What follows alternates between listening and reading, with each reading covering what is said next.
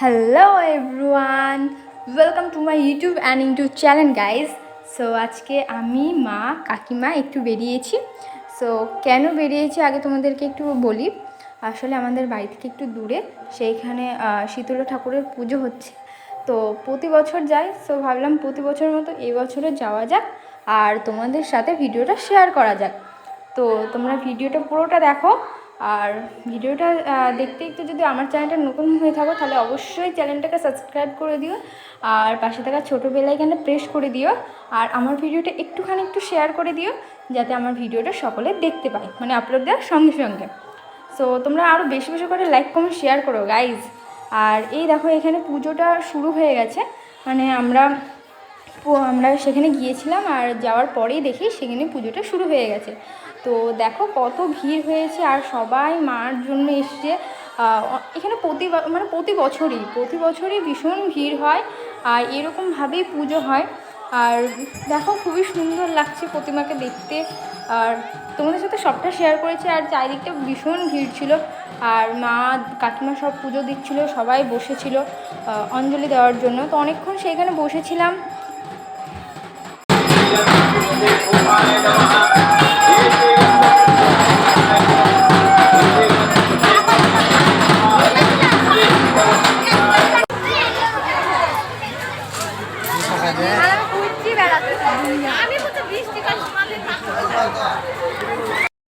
আর এইখানে খুব সুন্দর সুন্দর সানগ্লাস পাওয়া যাচ্ছিলো, সো ভাবলাম একটা নেওয়া যায়, তো এটা নিয়েছি।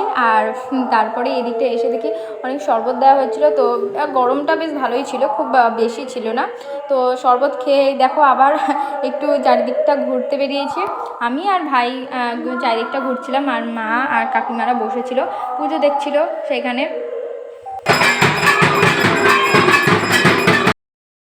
তারপর সামনে এই দেখো আমাদের এইখানে একটা আইসক্রিমের দোকান ছিল, তো আমি আর ভাই এখানে একটা আইসক্রিম খেলাম, মানে দুটো নিয়েছিলাম। তো গরম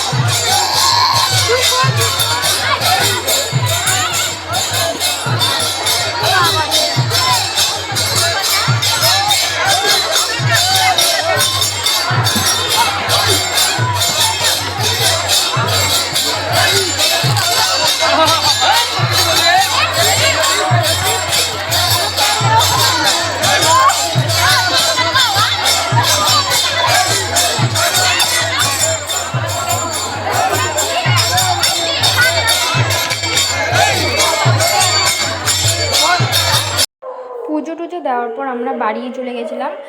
তারপর বাড়ি গিয়ে ফ্রেশ হয়ে ভাবলাম বিকেলের দিকে একবার যাব। তো বেরোতে একটু লেট হয়ে গেছিলো, তো এই কারণে এই সন্ধ্যার পরে বেরিয়েছিলাম আমি, মা, বাবা, আমরা সবাই গেছিলাম। আর তোমাদেরকে তো একটা কথা বলাই হয়নি যে আমাদের এখানে পুজোর পাশাপাশি মানে পাশেই হচ্ছে বেশ ভালো একটা মেলা বসে, তো মেলাটাও ঘোরা হবে। তো এই কারণে বিকেলের পরে গেছিলাম।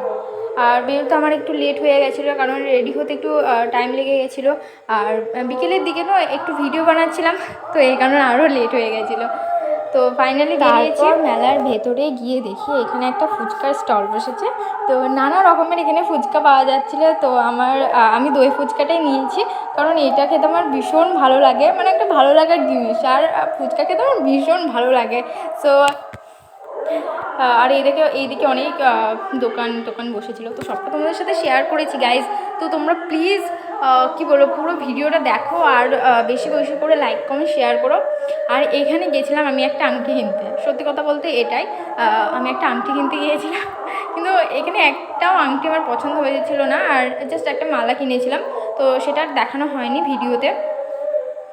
তারপর চলে এলাম আবার ফুচকা খেতে গাইস, মানে দই ফুচকা বলো জল ফুচকা বলো, আমার সব মানে ভীষণ ফেভারিট ফুচকা, মানে মানে কী বলবো, মানে আমাকে বলতে পারো ফুচকা লাভার আমি। তো এই দেখো আবার ফুচকা খেতে এসেছি, তো জল ফুচকা খেলাম আবারও, মা খেলো না, মা খাই না, তো আমি খেলাম। মা দাঁড়িয়েছিল, মা ভিডিও বানিয়ে দিয়েছে আমার।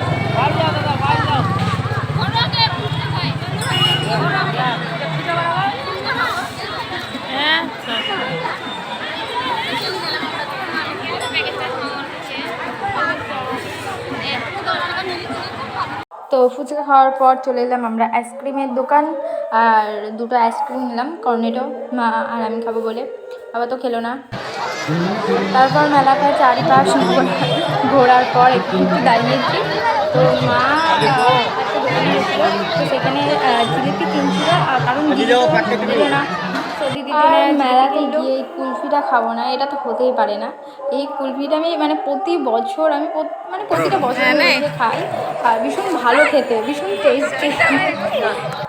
আর তারপর মাকে একটু টেস্ট করালাম, তো এরপর ভাবছি বাড়ি চলে যাব, তো অনেক ঘোরাঘুরি হলো, এরপর ভাবছিলাম বাড়ি যাবো, কিন্তু বাড়ি যাওয়ার আগে আর হাতে যেটা দেখতে পাচ্ছ আমার সেই প্যাকেটে রাখা ছিল জিলিপি রাখা ছিল, দিদির জন্য নিয়ে এসলাম। তো যাই হোক, ভিডিওটা বড় করলাম না, দেখা হচ্ছে আবার নেক্সট ব্লগে। তো ততক্ষণ তোমরা ভালো থেকো, সুস্থ থাকো। So thanks for watching guys, দেখা হচ্ছে আবার নেক্সট ব্লগে।